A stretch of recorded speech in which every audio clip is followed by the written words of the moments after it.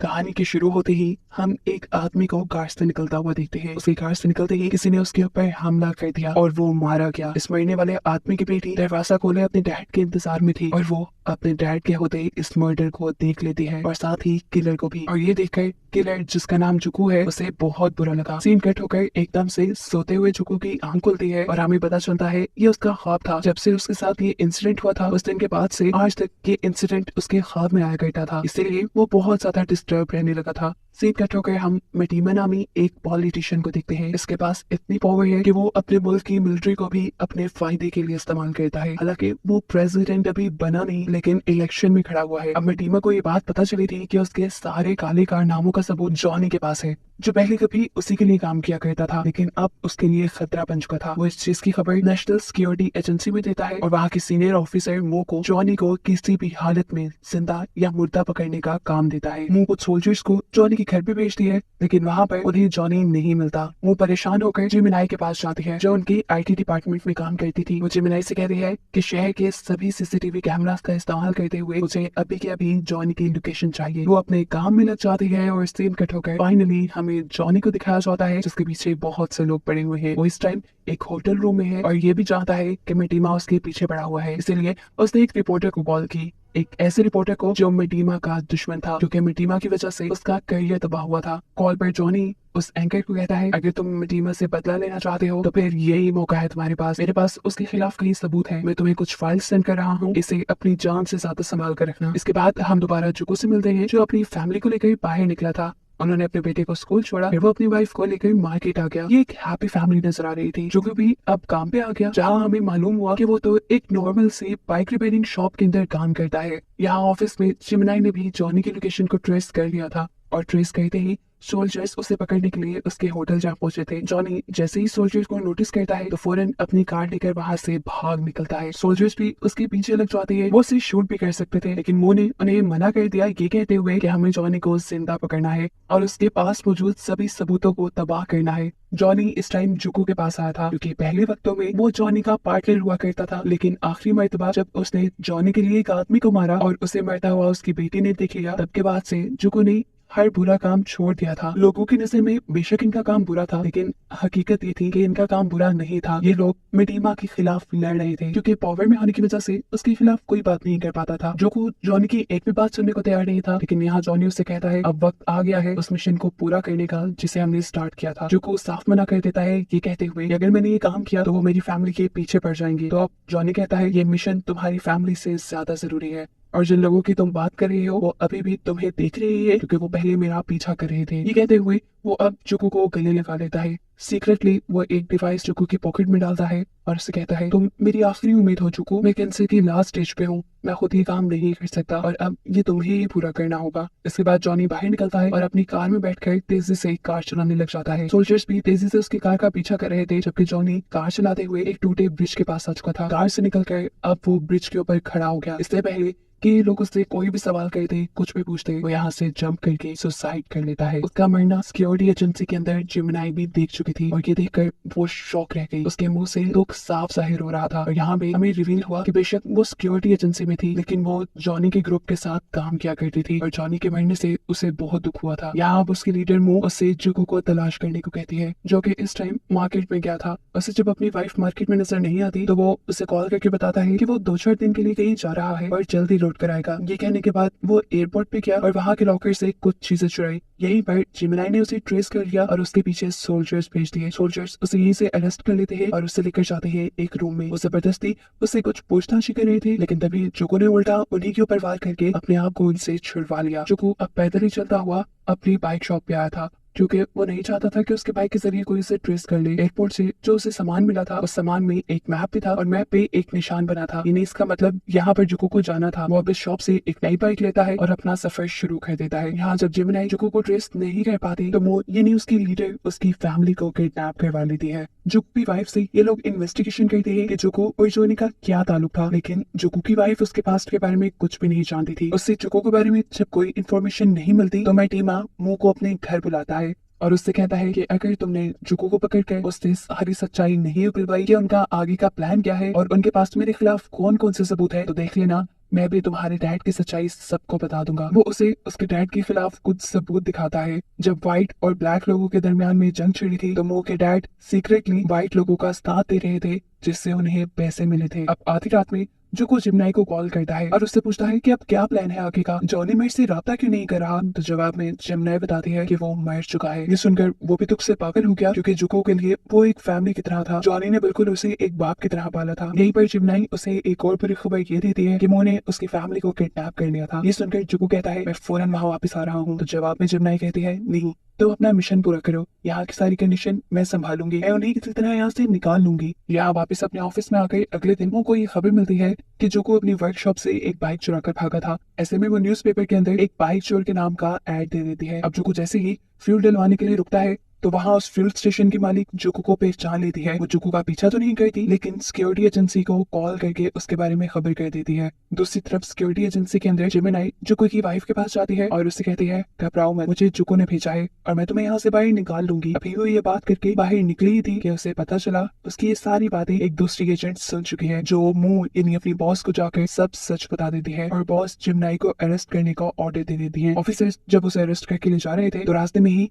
जिमिनाई अपनी हथकड़ियां तोड़कर उनके ऊपर हमला कर देती है और जुको की वाइफ के रूम में आकर कहती है तेजी से भागो मेरे पीछे, नहीं तो यहीं पे रह जाओगी। भागते हुए वो जुको की वाइफ को एक टेरेस तक ले आई, जहाँ से नीचे जाने का अभी कोई रास्ता नहीं था। वो एक अंडर कंस्ट्रक्टेड एरिया था जहाँ पर जिमिनाई ने खुद जंप कर दी और जुको की वाइफ को भी जंप करने को कहा। वो डर रही थी, लेकिन अगर वो जंप ना करती फिर भी मारी जाती, इसलिए डरते हुए वो जंप कर देती है, लेकिन ठीक तरीके से जंप ना करने की वजह से वो नीचे स्लिप हो गई। जिमिनाई ने उसे बचाने की भी कोशिश की, लेकिन वो मारी गई। दूसरी तरफ दिखाया जाता है कि जुको को पकड़ने के लिए बहुत सारे सोल्जर्स उसके रास्ते में आ खड़े हुए थे। दूर से आता हुआ जुको ये देख चुका था और जान गया था कि ये सोल्जर्स उसी के पीछे भेजे गए हैं। वो अपना बाइक मोड़ता नहीं और ना ही रुकता है, बल्कि वो दूर से आते हुए एक ऑयल कंटेनर को नोटिस करते हुए उसके ऊपर शूट कर देता है, जिसकी वजह से वहाँ एक बहुत बड़ा ब्लास्ट होता है और सभी सोल्जर्स इधर उधर हो जाते हैं। ऐसे मौका पाते हुए जुको यहाँ से बाइक निकाल कर ले जाता है। टाइगर जो कि इस मिशन का हेड था, जिसे जुको को हर हाल में पकड़ना था, वो हेलीकॉप्टर के जरिए अब उसका पीछा करने लगा था। इसलिए जुको अपनी बाइक रोक लेता है और जैसे ही हेलीकॉप्टर उसकी तरफ मुड़ता है तो वो हेलीकॉप्टर पे बार बार गोलियां बरसाकर उसे डैमेज कर देता है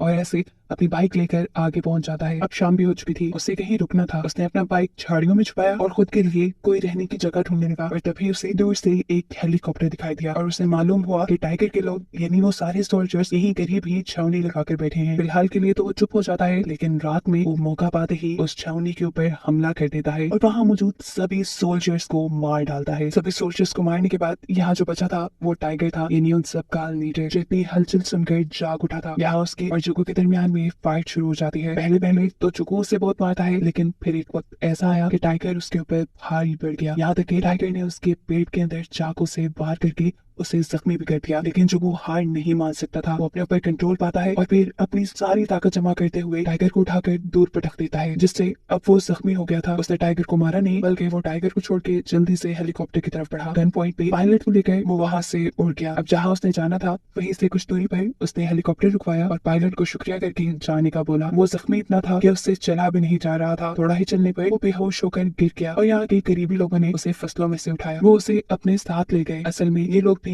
उसी के ग्रुप के लोग थे जो उसका इलाज करते हैं और एक दो दिन में जो को बिल्कुल ठीक भी हो जाता है। फिर ये लोग उसे एक खास जगह पर लेकर जाते हैं जहाँ उसके लिए कुछ सामान बनता। वो जगह खोद कर वहाँ से जब सामान निकालता है तो वो एक तिजोरी थी जिसमें बहुत सारे पैसे और मिशन के लिए बाकी इंफॉर्मेशन रखी हुई थी। इसके अंदर मटीमा के खिलाफ सबूत भी थे। ये सब चीजें लेने के बाद गाँव वाले उसे एक नेजा देते हैं और ये कहते हैं कि जाओ तुम अपना मिशन पूरा करके आना। वो मिशन के लिए आगे बढ़ ही रहा था कि उसे जिमनाई का फोन आया। असल में जिमनाई की फोन से मुंह उससे बात कर रही थी। उससे धमकाती है कि तुम्हारे पास जो कुछ सबूत है वो मुझे दे दो। वो मुंह की बात काटते हुए उससे पूछता है मेरी वाइफ कहाँ है, और वो बताती है कि तुम्हारी वाइफ मर गई। ये सुनकर वो गुस्से में कॉल काट चुका था। अब जुको ने उस आदमी से कांटेक्ट किया था जिससे उसे जॉनी ने मिलने को कहा था। वही रिपोर्टर जिसकी जिंदगी मटीमा ने बर्बाद की थी। वो उस रिपोर्टर को मिलने बुलाता है, उसको सारे सबूत देकर कहता है कि इन सारे सबूतों को एक्सपोज करने से पहले तुम्हें मेरी मदद करनी होगी, तुम्हें मेरे बेटे को बचाना होगा। वो भी उसकी बात मान चुका था। ये एंकर पहले जिमनाई का पता चलाता है और ये सब लोग जिमनाई के घर चले जाते हैं। जहाँ जुको से कहता है मैंने तुम पे एतबार किया था, लेकिन तुमने मेरी फैमिली का ध्यान नहीं रखा। जवाब में वो कहती है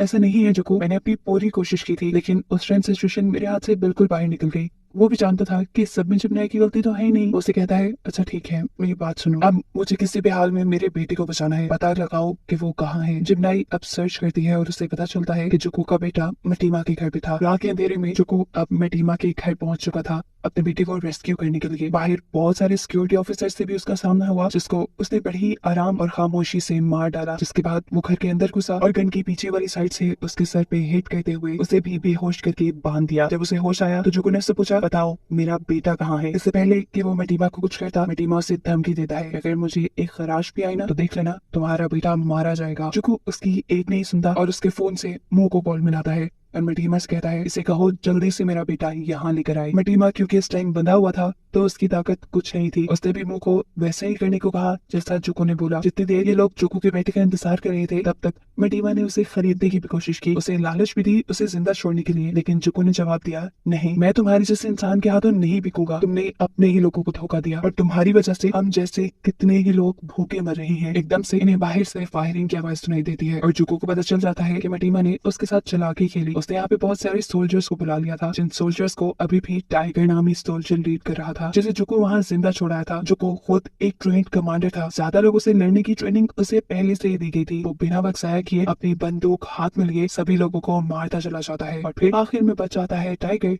अब टाइगर से लड़ने के लिए जुको अपने हथियार फेंक देता है और टाइगर भी। ये दोनों लड़ते हैं और आखिर में जुको टाइगर को बस मारने ही वाला था, लेकिन इतने में ही वो उसके बेटे को लेकर उसके पीछे आ गई। उसके बेटे को गन पॉइंट पे लेते हुए जुको को धमकी देती है कि छोड़ दो टाइगर को और वो सारे डॉक्यूमेंट मेरे हवाले कर दो जो तुम्हारे पास हैं, नहीं तो मैं तुम्हारे बेटे को गोली मार दूंगी। अपने बेटे का नाम सुनते ही जुको भी हाथ खड़े कर चुका था। ये सुनकर जुको से कहता है कि डॉक्यूमेंट्स अब मेरे पास नहीं, वो कल को पूरी दुनिया के सामने होंगे। इसी सभी बहस के दौरान मटीमा भी बाहर आ चुका था, जिसे सोल्जर से छुड़वाया था। वो मुंह से कहता है चलो मार दो जुको को अगर तुम साबित करना चाहती हो कि तुम्हारा बाप एक चोर नहीं था। अम्मू को ये बात तो पहले ही पता थी कि कल अगर सारे ही गलत काम मटीमा के सब लोगों के सामने आ गए तो वो वैसे ही जेल चला जाएगा। तो अच्छा यही था कि वो कल के बजाय आज ही मटीमा को मार दे। वो यहाँ मटीमा को गोली मार देती है। अब मटीमा का मर्डर तो उसने जुको के सामने कर दिया था और जुको उसके और भी बहुत से राज जानता था, इसीलिए वो उसे भी मारने के लिए आगे बढ़ती है। लेकिन इससे पहले कि वो गोली चलाती, जोरदार गोली चलने की आवाज यहाँ पे गूंजती है और देखने को मिलता है कि वो खुद ही मर गई थी और उसे गोली मारने वाली कोई और नहीं बल्कि जिमिनाई थी, जो वक्त रहते ही यहाँ आ गई थी। यहाँ टाइगर जो बड़ी हिम्मत करके खड़ा हुआ था वो अब जुको को शूट करने ही वाला था, लेकिन जिमिनाई ने उसे भी शूट करके मार डाला। ऐसे सारी बुराई सारे करप्ट लोग यहाँ खत्म हो जाते हैं और फिर जुको जिमिनाई और अपने बेटे को यहाँ से लेकर चला जाता है। अगले दिन दिखाया गया कि न्यूज में मटीमा के खिलाफ सारे सबूत आ चुके थे, सब लोग अब मटीमा की सच्चाई जानते थे, इसीलिए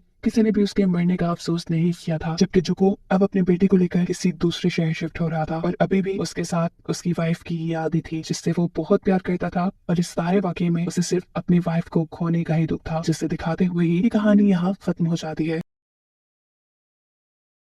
Thank you.